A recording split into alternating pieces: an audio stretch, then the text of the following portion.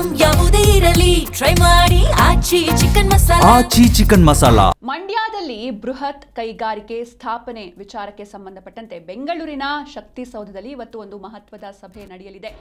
ಕೇಂದ್ರ ಸಚಿವರ ಅಧ್ಯಕ್ಷತೆಯಲ್ಲಿ ಈ ಒಂದು ಸಭೆಯನ್ನ ಆಯೋಜನೆ ಮಾಡಲಾಗಿದೆ. ಮಂಡ್ಯದಲ್ಲಿ ಬೃಹತ್ ಕೈಗಾರಿಕೆ ಸ್ಥಾಪನೆ ವಿಚಾರಕ್ಕೆ ಸಂಬಂಧಪಟ್ಟಂತೆ ಬೆಂಗಳೂರಿನ ಶಕ್ತಿಸೌಧದಲ್ಲಿ ಇವತ್ತು ಒಂದು ಮಹತ್ವದ ಸಭೆ ನಡೆಯುತ್ತೆ. ಹೈ ವೋಲ್ಟೇಜ್ ಮೀಟಿಂಗ್ ಇದು. ಕೇಂದ್ರ ಸಚಿವರ ಅಧ್ಯಕ್ಷತೆಯಲ್ಲಿ ಈ ಒಂದು ಸಭೆಯನ್ನ ಆಯೋಜನೆ ಮಾಡಲಾಗಿದೆ.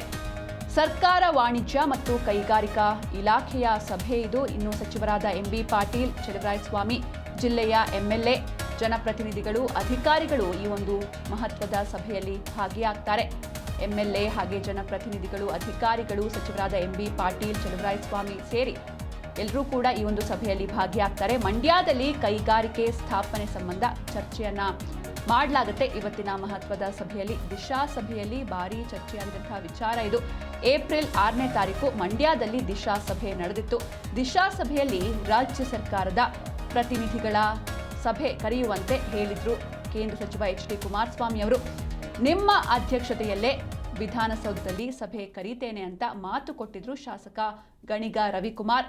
ಕೊಟ್ಟ ಮಾತಿನಂತೆ ಸಭೆಗೆ ದಿನಾಂಕವನ್ನ ಫಿಕ್ಸ್ ಮಾಡಿಸಿದ್ರು ಶಾಸಕ ರವಿ ಗಣಿಗ. ಇಂದಿನ ಸಭೆಯಲ್ಲಿ ಬಹುತೇಕ ಸ್ಥಳ ನಿಗದಿಯಾಗುವಂತಹ ಎಲ್ಲ ಸಾಧ್ಯತೆ ಕೂಡ ಇದೆ. ಇನ್ನು ಸಾಕಷ್ಟು ವಿಚಾರಗಳು ಕೂಡ ಇವತ್ತಿನ ಸಭೆಯಲ್ಲಿ ಚರ್ಚೆಯಾಗುತ್ತೆ.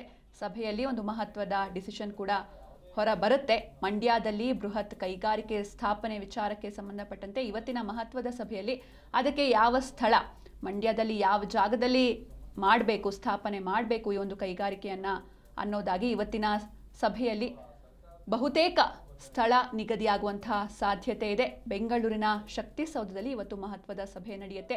ಕೇಂದ್ರ ಸಚಿವರ ಅಧ್ಯಕ್ಷತೆಯಲ್ಲಿ ಈ ಒಂದು ಸಭೆಯನ್ನ ಆಯೋಜನೆ ಮಾಡಲಾಗಿದೆ. ಸರ್ಕಾರ ವಾಣಿಜ್ಯ ಮತ್ತು ಕೈಗಾರಿಕಾ ಇಲಾಖೆಯ ಸಭೆ ಇದು. ಸಚಿವರಾದ ಎಂಬಿ ಪಾಟೀಲ್, ಚಲುವರಾಯಸ್ವಾಮಿ, ಜಿಲ್ಲೆಯ ಎಂಎಲ್ಎ, ಜನಪ್ರತಿನಿಧಿಗಳು ಹಾಗೂ ಅಧಿಕಾರಿಗಳು ಭಾಗಿಯಾಗ್ತಾರೆ.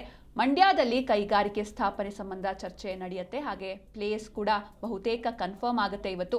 ಈ ಹಿಂದೆ ಏಪ್ರಿಲ್ 6ನೇ ತಾರೀಕು ಮಂಡ್ಯದಲ್ಲಿ ದಿಶಾ ಸಭೆ ನಡೆದಿತ್ತು. ಅಲ್ಲಿ ಭಾರಿ ಚರ್ಚೆಯಾಗಿದ್ದಂತಹ ವಿಚಾರ ಇದು.